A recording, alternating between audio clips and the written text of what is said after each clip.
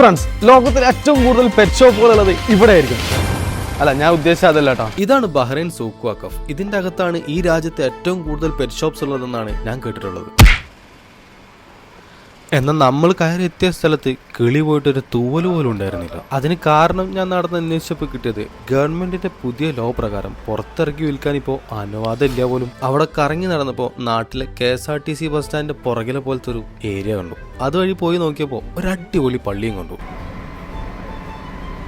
ഇങ്ങനത്തെ പള്ളികളൊക്കെ ഇപ്പോഴും ഉണ്ട്. അങ്ങനെ നടന്നപ്പോഴാണ് ഈ സൈക്കിൾ നേരാക്കുന്ന ഒരു പാവം മനുഷ്യനെ കണ്ടത്.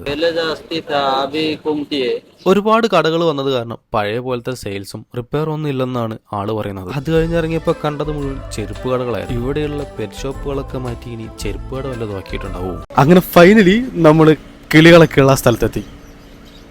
ചേടാ, ഇതാരത്? അത് പോണം അടുത്ത വണ്ടി. ഓക്കെ, അത്രേ ഉള്ളൂ.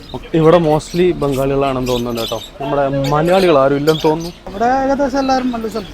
അപ്പൊ ഞാൻ വിചാരിച്ചത് തെറ്റായിരുന്നു. ഇവിടെ മൊത്തം 10-40 കടകൾ ഉണ്ടെന്നാണ് ഇദ്ദേഹം പറഞ്ഞത്. എല്ലാ പക്ഷിയും എല്ലാ സാധനവും ഇവിടെ കിട്ടും. അമ്മ ടൗൺ ഈ ഒരു സ്ട്രീറ്റും ബിൽഡിങ്ങും സൈക്കിളും ഒക്കെ നിർത്തിയിട്ടേ കാണുമ്പോൾ ഒരു പഴയ അന്തരീക്ഷമുണ്ട്.